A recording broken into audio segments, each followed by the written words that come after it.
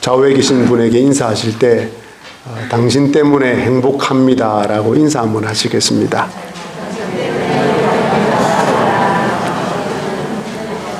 예, 감사합니다. 진짜 옆에 있는 분 때문에 행복하시죠? 이쪽만 대답을 하시죠. 바울 사도는 디모데에게 마지막 편지를 쓰면서 자신의 복음 사역에 유익했던 사람과 유익하지 못했던 사람을 언급하면서 이 편지를 마무리합니다. 그러면 바울 사도의 복음 사역에 유익했던 사람은 어떤 사람들이었고 유익하지 못했던 사람들은 어떤 사람들이었겠습니까? 바울 사도의 복음 사역에 유익했다는 말은 예수 그리스도의 복음 사역에 그 복음에 유익했다는 말이고, 바울 사도의 복음 사역에 유익하지 못했다는 말은 예수 그리스도와 그의 복음에 유익하지 못했다는 말입니다. 그럼 먼저 바울 사도의 복음 사역에 유익하지 못했던 사람을 말씀드리겠습니다. 첫째는 바울 사도를 버리고 데살로니가로 가버린 데마입니다. 10절에 데마는 이 세상을 사랑하여 나를 버리고 데살로니가로 갔고, 바울 사도는 자신의 동력자였고 자신과 열심히 복음을 위해서 헌신했던 데마가 세상을 사랑하여서 자신을 버리고 데살로니가로 간 것에 대해서 무척 마음 아파합니다. 안타까워하면서 이 편지를 쓰고 있습니다. 어떻습니까? 여러분 주변에도 이런 분들이 있지 않습니까? 한때 복음과 교회를 위해서 열심을 내었지만 지금 여러 가지 이유로 교회를 혹은 복음을 떠난 분들이 있지 않습니까? 그분들이 다시 복음 안으로, 교회 안으로 들어올 수 있도록 기도해 주시기를 바랍니다. 혹 여러분 중에 데마처럼 흔들리고 있는 분은 안 계십니까? 요즘 교회보다, 말씀과 기도보다, 성도의 교제보다, 전도와 선교보다, 하나님과의 교제보다 세상을 더 사랑하고 있는 분은 안 계십니까? 세속적인 일에 더 빠져들고 있는 분은 안 계십니까? 조심하시기 바랍니다. 복음에 유익하지 못한 사람이 될 수 있습니다. 둘째는 구리 세공업자 알렉산더입니다. 14절에 구리 세공업자 알렉산더가 내게 해를 많이 입혔으며, 여기에 나오는 구리 세공업자 알렉산더가 누구인지는 성경에 나타나 있지 않습니다. 하지만 이 사람은 바울 사도에게 많은 해를 입혔습니다. 이 사람이 바울에게 끼친 해가 오죽 심했으면 바울 사도는 디모데를 향해서 이 사람을 조심하라고 당부를 합니다. 15절에 너도 그를 주의하라. 도대체 이 알렉산더가 바울 사도에게 끼친 해가 무엇입니까? 바울 사도가 하는 말과 선포하는 진리를 대적하였습니다. 15절에 그가 우리 말을 심히 대적하였느니라. 이 알렉산더의 대적이 얼마나 심각했고 얼마나 강했으면 바울 사도는 이 사람이 행한 대로 하나님께서 갚아 주시리라고 이야기를 하고 있습니다. 14절입니다. 주께서 그 행한 대로 그에게 갚으시리니. 사랑하는 교우 여러분 가운데 이런 알렉산더와 같이 목회자의 말과 목회자가 전하는 진리를 대적하는 사람이 없기를 바랍니다. 이런 사람은 복음에 유익하지 못한 사람입니다. 세 번째로는 바울 사도가 법정에 섰을 때, 로마 법정에 섰을 때에 바울을 변호하지 않고 떠나간 사람들입니다. 16절입니다.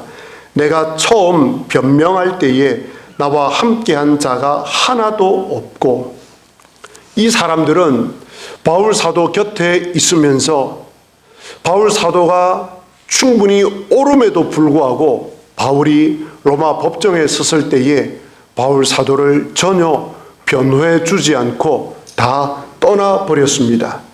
자신들의 신변의 위태로움 때문에 바울 사도가 무죄하다는 것을 알면서도 바울을 다 떠나갔습니다.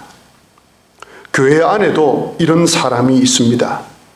내가 손해보기 싫어서, 내가 싫은 소리 듣기 싫어서, 내가 휘말리기 싫어서, 내가 욕먹기 싫어서 다른 사람의 옳음을 보고도 그를 변호해 줘야 함에도 불구하고 침묵하는 사람이 있습니다.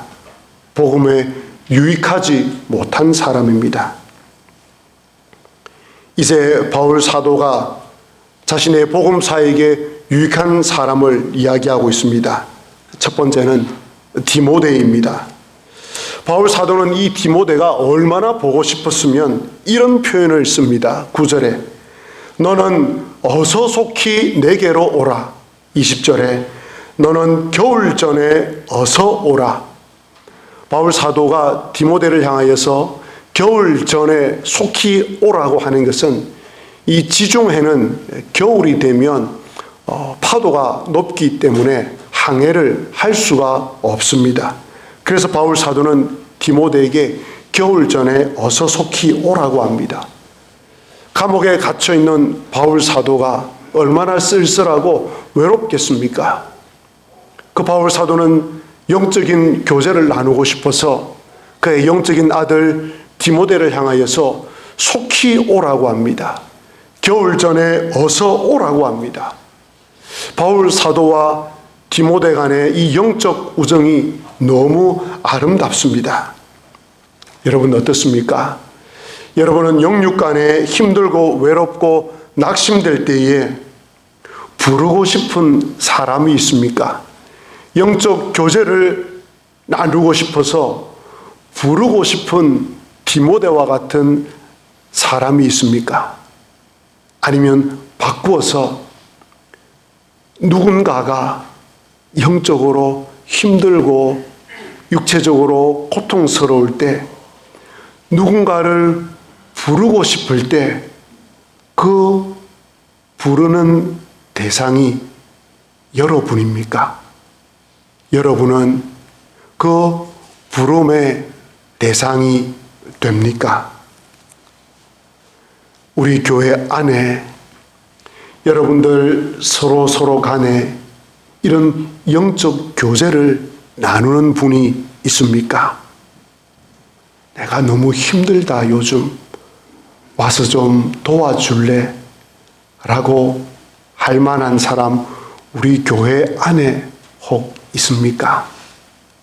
바로 없기는 우리 교회 안에 우리 서로 안에 이런 영적 교제를 주고받는 관계가 되는 분들이 많이 일어났으면 좋겠습니다. 이들 모두가 복음에 유익한 사람입니다. 둘째는 마가입니다. 11절입니다. 네가 올 때에 마가를 데리고 오라. 그가 나의 일에 유익하니라. 성경을 좀 아는 사람들은 이 장면이 얼마나 감동적인가를 알 것입니다. 네가 올 때 디모데야, 너가 올 때에 마가를 데리고 오라. 이야, 이런 일이 일어나는구나 라는 생각을 할 것입니다. 마가가 누구입니까? 이 마가는 바울 사도가 1차 선교 여행을 떠날 때에 함께 했던 선교 동력자입니다. 그런데 선교 여행을 바울과 함께 출발한 지 얼마 되지 않아서 바울이 심한 박해를 받습니다. 그리고 나서 바울과 함께 선교 여행을 가야 하는데 너무 힘들고 어렵다는 생각이 들거든요. 그래서 그만 중도에 선교를 포기하고 돌아가 버립니다. 나중에 이제 바울 사도가 2차 선교 여행을 갈 때에 함께 선교 여행을 가는 이 바나바는 마가를 데리고 가자고 합니다. 그런데 바울 사도는 안 된다고 이야기를 합니다. 선교를 같이 출발했다가 앞에 놓여 있는 어려움을 보고 돌아가 버린 그런 사람은 선교에 필요하지 않다는 겁니다. 그래서 바울 사도는 데리고 가지 않겠다고 말을 합니다. 바나바는 데리고 가자라고 이야기를 합니다. 이 일 때문에 바울과 바나바가 심히 논쟁을 벌입니다. 왜 안 되느냐고. 아니 같이 데려가면 안 되냐고. 아니 나는 데려갈 수 없다고 심히 다툽니다. 이 마가 때문에 결국 바나바는 마가를 데리고 가고 바울은 실라를 데리고 선교 여행을 출발합니다. 그 문제의 핵심에 있었던 사람이 바로 마가입니다. 그런데 그 이후 마가가 다시 복음에 대한 열정을 회복합니다. 누구보다도 헌신적으로 살아갑니다. 그 마가가 얼마나 위대한 사람이 된 줄 아십니까? 얼마나 자신의 지난날 잘못했던 것들을 회개하고 돌아와 얼마나 열심히 복음사에게 유익한 사람이 된 줄 아십니까?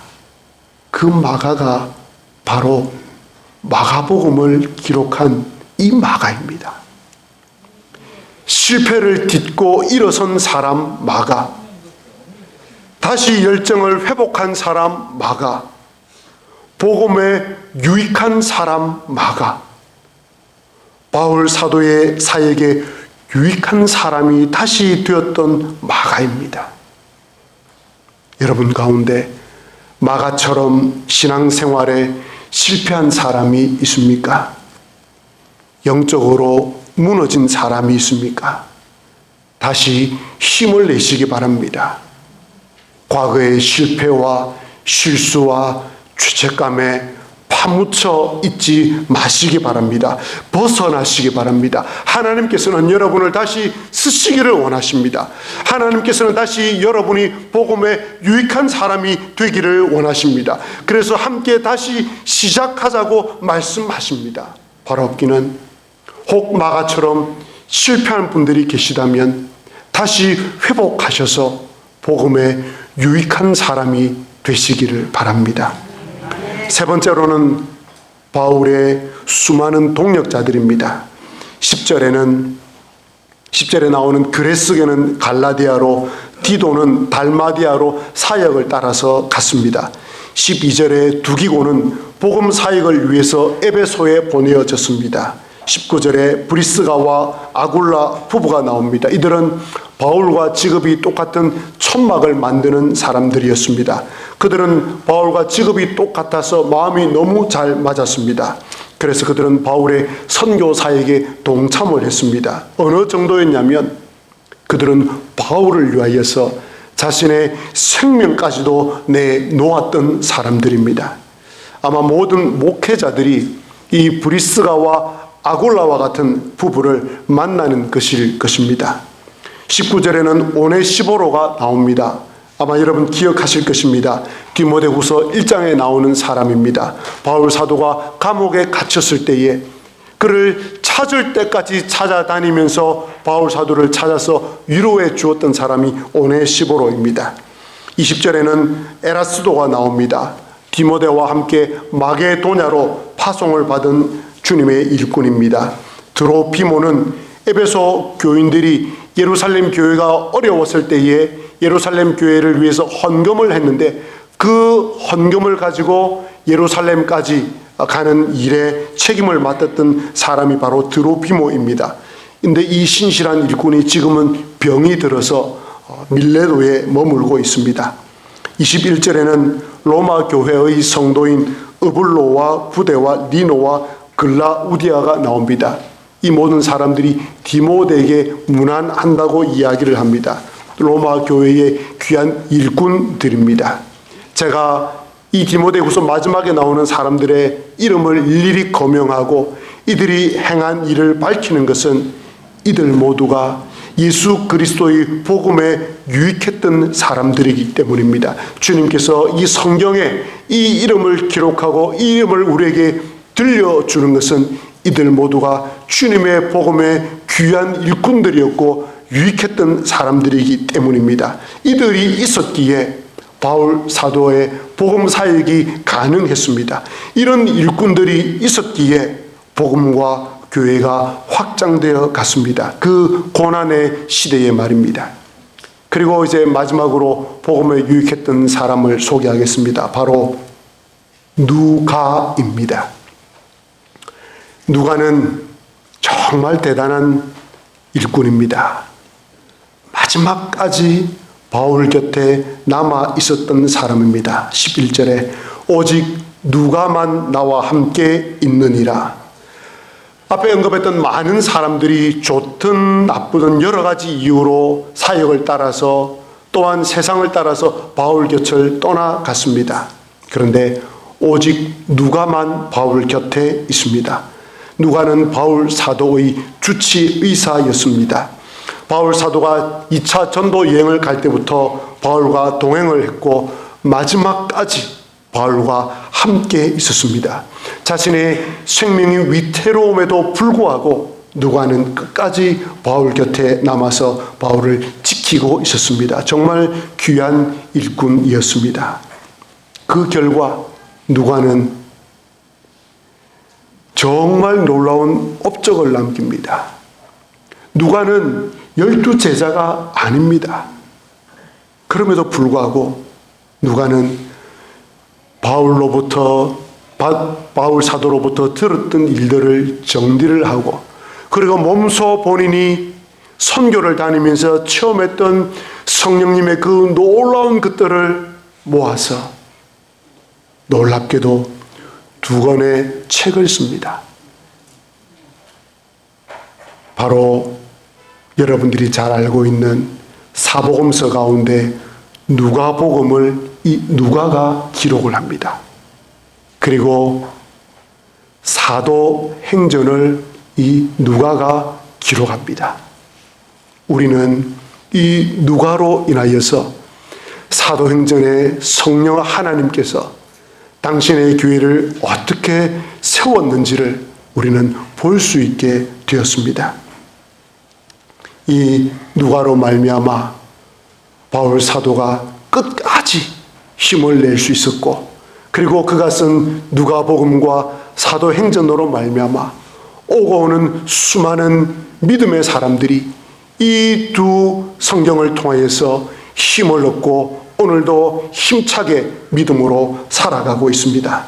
누가는 복음을 위해서 일했던 복음을 위한 정말 유익한 일꾼이었습니다.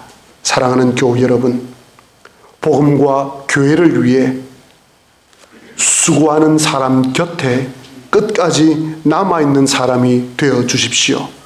그들과 함께 웃고 울어주는 사람이 되어 주십시오. 오늘 은퇴하시는 장로님과 권사님은 오늘 말씀에 나오는 복음에 유익했던 사람의 반열에 들어가기에 충분한 분들입니다. 2분의 수고와 섬김을 통하여서 주님의 몸된 지세포 교회가 든든히 서 올 수 있게 되었습니다. 2분을 통하여서 많은 사람이 힘과 위로를 얻게 되었습니다. 또한 2분은 복음에 유익한 사람이었습니다. 온 교우들과 함께 진심으로 감사를 드립니다. 사랑하는 교우 여러분, 복음과 교회를 위하여서 유익한 사람이 되어 주십시오. 복음과 교회를 위해 수고하는 분들의 동력자가 되어 주십시오. 여러분들 속에 십자가의 복음이 있지 않습니까? 이 복음이 어떤 복음입니까? 사람을 살리는 생명의 복음이지 않습니까? 그렇다면 우리 주님께서 우리에게 주신 이 복음에 또한 복음을 위한 일에 귀한 동력자가 되어주시고 귀한 일꾼들이 되어주시기를 주님의 이름으로 간절히 기원합니다. 아멘.